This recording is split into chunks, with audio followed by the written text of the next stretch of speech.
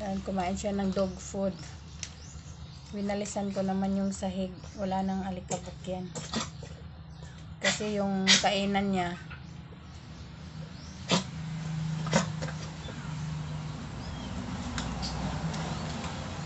yan si Rambo. Yan, kumakain si Rambo. Taba-taba na ni Rambo, prabuyag. Yan, kumakain siya. Prabuyag town. Baba si Rambo.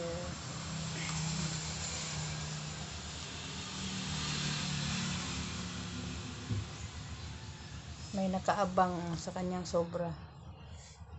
Inagawan niya si Rambo, kaya ko pinakain niya ng dog food. Ngayon, subukan yung agawan si Rambo. Tingnan nyo kung hindi kayo kagatin ni Rambo. Diba Rambo?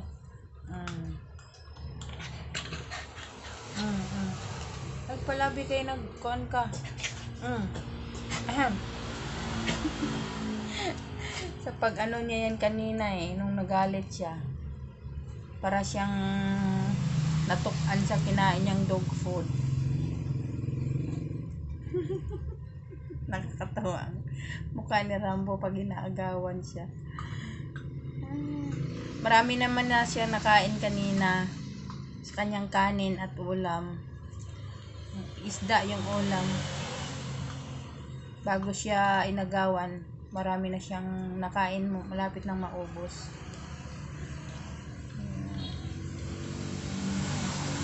Rambo, busog ka na. Ito pa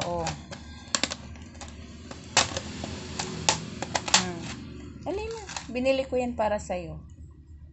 Nakain mo dyan. Ay, nagtanaw-tanaw ng lain kay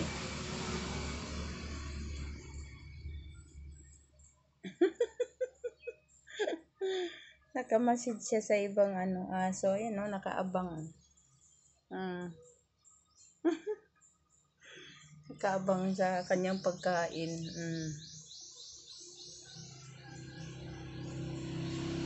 Sige na. Ayaw niyang kumain pag hindi lalapag sa simento. Ayan tingnan nyo. Yan ang gustong-gusto ko sa aso na ito. Sobrang disiplinado siya sa sarili niya. Ayaw niyang kumain dahil alam niya hindi naman kainan ito. Hindi naman niya ito plato or man. Tsaka yung dog food, pag nilagay ko sa kanyang kainan yung ito, hindi niya kakainin. Gusto niya lalapag lang dyan. Tapos pag ang nilalagay ko doon pagkain, kanin, yun, kinakain niya. Pag dito, gusto niya sa sahig. Pag ganyang dog food. Wala, sige kain.